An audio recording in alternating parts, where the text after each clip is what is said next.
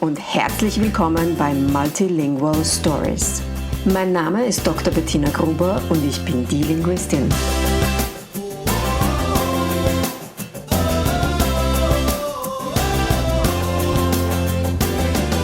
Ich unterstütze voller Begeisterung mehrsprachige Familien mit Herz und Verstand auf ihrem individuellen Weg, damit ihre Kinder alle Familiensprachen erfolgreich und mit Leichtigkeit lernen können. In meinem Podcast bekommst du sehr persönliche Geschichten von Mehrsprachigkeit aus der ganzen Welt zu hören. Lehn dich zurück und lass dich inspirieren. Hello and welcome to today's episode of Multilingual Stories, another English episode today, again with Yoshito Darmon-Shimamori. If you've been listening to my podcast for a little longer, you might have already heard the podcast episode we recorded some time ago. Now Yoshito is back again. Yoshito is also known as Multilingual Dad from Instagram. Hi, Yoshito. I'm happy to have you back, and we'll talk about why you're back again in just a second. First of all, do you want to introduce yourself to our listeners? Yeah, thank you very much for having me back, Bettina. And yes, so I am half French, half Japanese. I grew up in France, and Japanese is my minority language. And so I learned it in France, and not always easy, but we can talk about that later. And now I live in England, and my main job is teacher of languages. So I teach French and Spanish. And on the side, I'm writing books and creating contents to help multilingual families, especially with reading and writing, to help them teach their children how to read and write their home languages. And I have two sons myself who are 6 and 9, and they speak French, English, and Korean because my wife is Korean. You're currently also in Korea. You're calling from Korea right now. Yeah, Super exciting. Yeah, that's one of the perks of being a teacher and being able to work abroad in the remaining time. Amazing. So you concern yourself, or you post a lot about, as you said, reading and writing, teaching children to read and write in multiple languages, which is a super important skill, I think. I remember I once had a student at the university who was bilingual herself, and she said that she was still angry with her parents because they never taught her to read and write in Serbian. I think that was Serbian. And she feels like she's really missing an essential part of the language and the culture, because she doesn't really have access to all the information that she could have access to, and to that those parts of the culture. I think it's independence as well, to be able to research on our own what interests us, and exactly, so it's quite important. Exactly. So you have a lot of playful ways. You are not so much about standing up at the blackboard and teaching the children how to read and write. Do you want to just, briefly take us on your journey of reading and writing with your kids at home? Yeah. So I started with my eldest when he was about 6 years old, 6.5. And also maybe what I should say is, like you said, I try to focus on the playful way. Whether it's in my teaching job in school or with my children, but I think it's even more important with our own children, because as parents, it's difficult to create a teacher-student relationship when you already have a parents-child relationship. And we can maximize on this by doing everything we usually do, so having fun, but we can include some learning in that. And in my previous book, so the Parents Guide to Raising Multilingual Children, I explained quite a lot how you can do that. And so now my sons so their main language, which is the school language, is English. So they read fluently in it. My eldest reads even faster in English than I can do. And then they read also, so my eldest reads fluently French. Not as fast as in English, but fluently enough so that he can pick up a book, read, and enjoy it. My youngest, we still need to be with him to read either in French or Korean because he goes slower. But even his English reading is not that fast yet. So it's a work in progress. Yeah. And for Korean, so now that we're in Korea, we have access to more books. So it's easier to interest my eldest in Korean as well. Yeah, but other than that, we do a lot of teaching about how to read through play. So for example, it can be through a treasure hunt, for example, where they have to read to be able to get something. So one of the main good things about games is that they get to immediate rewards. It's not just reading for the sake of reading. When it's difficult, they get a reward straight away. Yeah, that's amazing. Yeah, I love that. We do that with our children too. They both, well, we have 3 kids, but the youngest doesn't read and write yet. As I told you before, my husband's currently in Greece with the 3 kids. Yeah. And a few days ago, he sent me a picture of our eldest reading a Greek book. And it makes me so proud. It's so amazing to know that she has this ability. You know, she's going to turn 10 in a few days. To have given her the gift of being able to read is it's amazing. Yeah. So one thing that's something that's lacking in the literature that's available, and you're very aware of that too, I'm sure, is books about multilingual children. So we have bilingual books, but what we don't have so much is books that talk about the process of becoming a being biomultilingual. So you're about to close that gap, right? Because you had a brilliant idea, which is the reason why you're here. So you are in the process of writing a book. Do you want to tell us a little bit more about that? Yes, so it's called In Search of the Lost Words, and it's for children aged 8 to 12 because, like you said, there are already many bilingual books, etc. But most of them are aimed at a younger public. Anything to do with multiculturalism, multilingualism is aimed at a younger public. And for pre-teens and teens, there isn't much. So that's why I want to focus. Also because I had some problems mainly during my teenage years, but I can talk about that later. But the book is about a girl who is 14 and she grew up bilingual. But she doesn't speak very much her dad's language anymore. And it's making her distance herself from that part of the family. And in this book, so I'm talking about this myth there is that a bilingual child or bilingual person is 2 monolinguals in one, so they have the same ability in both languages, which is not true, or it's really rare. And so she goes back in time mysteriously at some one night, and during that time travel, she meets her grandpa as an 8-year-old child, and with him they're going to save his grandma, so her great-great-grandma. So there is a lot of there is an adventure basically that she is living with her grandpa, even if they don't really speak the same language. And by getting closer, she starts being more at ease to speak her dad's language. And so the other message of the book is really that it's not because we don't speak really well language that we can't distance ourselves from our family.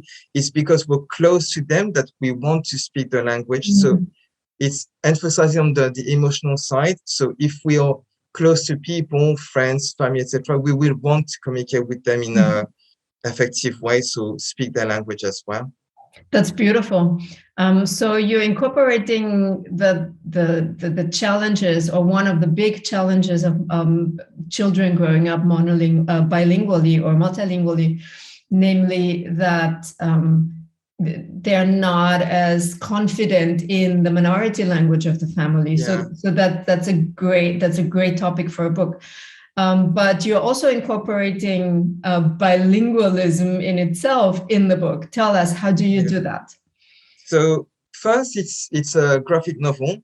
So there are speech bubbles, etc. And I chose this format because the images can help a lot the child to understand what's going on.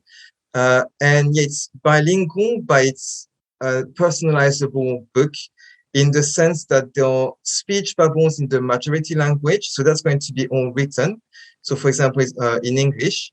And if the child, like for example, my son, he can take Korean as his minority language. I mean, he has two, but he can choose Korean and complete some of the speech bubbles in Korean. So because the girl in the book is between two languages and she understands just one, I wanted the reader to go through the process of working on what's being said around them. So from the action they can see, also some keywords they can pick up. So around some speech bubbles that are empty, there are some keywords that the main character is picking up, and the reader is going to work out what the message was and write. So it can be on their own or with the help of their parents, but they can complete the speech bubble. So at the end, it's a book that's bilingual and that's at their level. So the vocabulary they're going to be using is the vocabulary they know, so they can write, and not something too complex. That's amazing. So which language is the book going to be published in?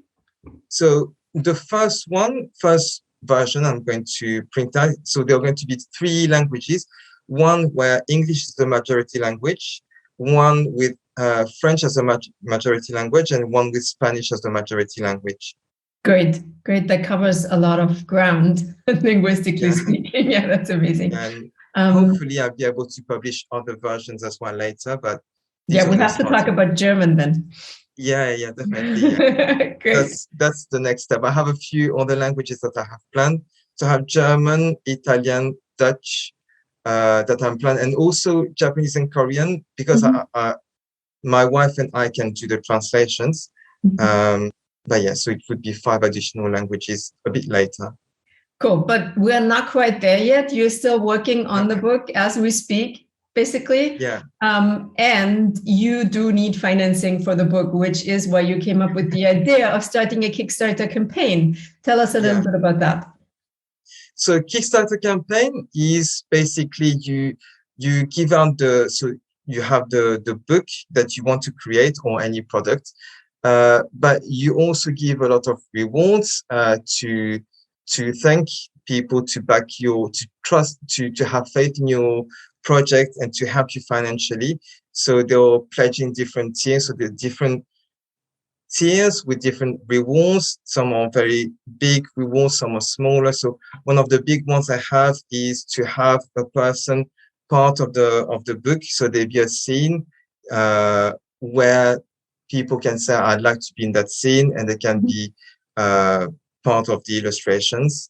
And there are smaller rewards. But yeah, and also it's a all or nothing system, which means that if we reach the goal, we can publish the book, etc.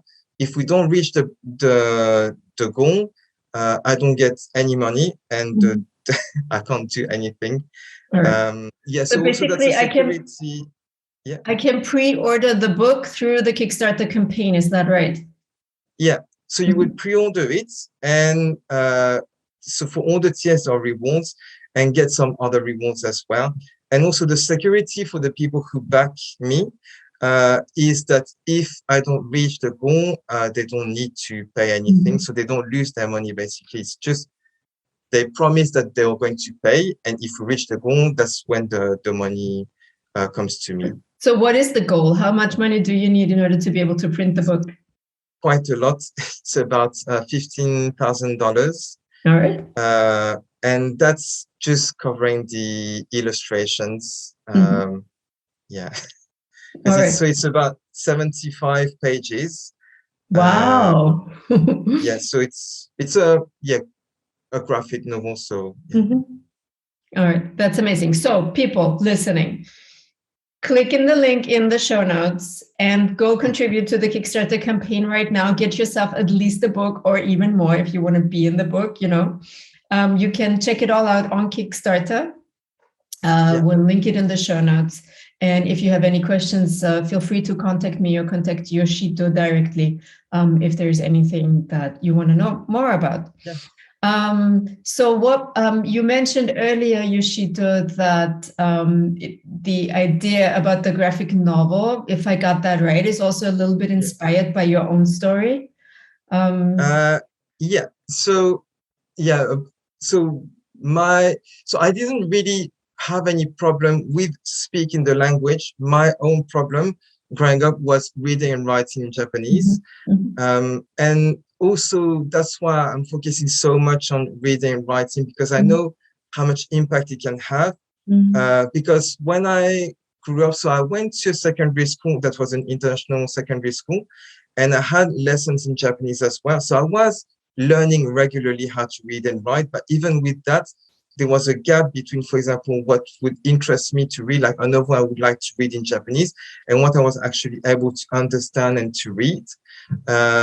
And yeah, now as an adult, I can see that if I had been able to read, or if I read more, basically, I would have been able to learn more vocabulary from the books. Because when we speak, generally, we are just facing a few situations on a daily basis. So we speak with friends about different things, about our family with different things, but it's always the same thing. So the vocabulary is restricted. In the school language, we learn loads of subjects, so we learn loads of different vocabulary. And because we live in the country where we are facing different situations, and we learn there. So books are a way to get all these other situations we don't face on a daily basis, and to learn the vocabulary that way. Yeah, and so that's why I want my sons, for example, to be able to read and write in all their languages. And I want also all the other families who are struggling with it to have some answers on how to do it. And yeah, and so for example, for me, the problem started maybe when I was 14 or about 16, was realizing that I couldn't speak as well as a Japanese person. And also, if I got a book, or even when I was in Japan, if I wanted to take the train and go somewhere, I had to ask people, and it made me wonder if I could really consider myself as Japanese. So it affected my identity as a bilingual person, because I thought, because I'm bilingual, I'm supposed to speak and read and write in Japanese as well really well, but I'm not there yet, so I'm like a fraud. People think I can do this really well, but I can't. And so that happened in my teens, and I'm guessing, yeah, so for some of my friends, that's why it happened. So as teens, I think because we're creating our own identity in these years, if we don't have any example of people who say it's normal to be that way, we just think it's not normal. That's why I want to create these books that are related to languages and bilingual identity, etc. Yeah, so this book is inspired from my life, but also because now I'm in charge of my son's lives, and I don't want them to feel this the way I felt. That's why I'm creating these resources, and yeah. That's great. That's amazing. And I'm sure it's super helpful for a lot of people. As a last question, I would like you to tell us about you taking your sons to the swimming pool in Korea. You posted about it on Instagram. I saw the story, and your challenge was that your Korean is it's existent, but it's not fluent. It's really minimal. and you took your sons out by yourself, and you shared that experience a little bit on Instagram. Do you want to do that here? I think it's such a lovely story. Yeah. So the idea of the challenge is just that I want to show my sons that it's not because you don't speak really well the language that you just don't speak. Like, there are loads of ways to get your message across. And so you can see in the video that I'm using just keywords, I'm putting things together. And the same as in the book, I'm hearing some keywords that you can work at in the subtitles I put. I just understand a few words, and I work at the meaning of everything. And for example, yeah, and so the aim was really for my sons to see me struggle but get the message across, and that at the end would be able to go to a swimming pool to do something fun because I was able to still communicate. And what I realized as well is that even if they speak better Korean than me, sometimes they were asking me what the lady at the swimming pool asked me, because I think they're not at that point yet where they can work out the meaning as well as I do, because I'm more used to it. Yeah, so yeah, and in the end, it was to show them that languages are a tool to get something fun at the end. So, for example, going to swimming pool. That's great. Like So that, tell me, did they help you out? Like, would they translate for you, or would they have conversations for you that you couldn't have? You mean in general? Yeah, in general, or that situation. So at the swimming pool, they didn't say much. They were more like looking at me and saying thank you, etc. Just minimal things. But in general, they can have more lengthy conversations than me, and proper conversations with their aunts and the rest of the family. When it comes to translating, they're a bit lazy. And when I say, well, how do you say this? They just say, I don't know. Yeah, I know that. My kids say that too. They're like, I don't know what that means. I'm like, of course you do. I know you know it. Yeah, they're just a bit lazy. They just say, okay, you try to get yourself understood. And yeah, but I don't think that, I'm sorry to interrupt, but I don't think that it's because they're lazy. I think it's because their mind is currently at that moment working in a different language. So they're not in the flow, because you know that we always need to suppress the languages cognitively. Yeah. Suppress the languages we are not using. So I don't think that has anything to do with laziness. But when they say I don't know, at that moment they really don't know. They cannot access that word that they would otherwise. If they were speaking Greek, or if they were in the middle of a Korean conversation at that moment, they would freely use the word because it would be activated in their brain. But it's more like they don't want to make the effort. They don't want to make the effort. Yeah, or maybe it's that they don't want to make the effort to activate that and put themselves into the Korean or Greek, in my case, setting. Yeah, mentally. Yeah, and I'm planning on other challenges. Sorry. Oh, you're planning on other challenges. Do tell. Yeah, so this one is more like I want them to, because one thing that's specific to Korean is that you need to speak with different degrees of politeness to different people. So, for example, between brothers, they can just speak like in a familiar way. But if they speak to their aunts already, they need to use a degree of politeness, which they don't always think about. And so the same when they go outside and, for example, speak to a shopkeeper or something, they need to speak in a polite way, which they are used to now. It's fine. So it should be fine. But I want also to increase some literacy. So I'm going to ask my wife to give us a list of things to buy in the store. So grocery things. So they know all the food items, etc. There might be a few things that are specific to things we find in Korea, not in England, that they might struggle with, but I want them to read the list and to find the items. And if they don't know what it is, to ask a shopkeeper for some help. And I'll just be there because I can't just let them go on their own. So that's more a challenge for them than for me. Yeah, that's good. Yeah, that's amazing. I love it. So, to conclude, again, you are writing an amazing graphic novel about and for bilingual teens. And whoever wants or is interested, please check out the Kickstarter campaign in the link in the show notes, and secure yourself a book. The Kickstarter campaign runs for 4 weeks in total, but do it right now before you forget. And donate to the Kickstarter campaign. Thank you so much. Yoshito, I wish you all the best for this campaign and for the book. I hope you get loads and loads of money for it so you can produce it and you can distribute it and you can create it in more languages so that more people have access to it. Thank you so much for your time and for reaching out to me. Thank you very much for this interview. Thank you very much. Anytime. You're welcome.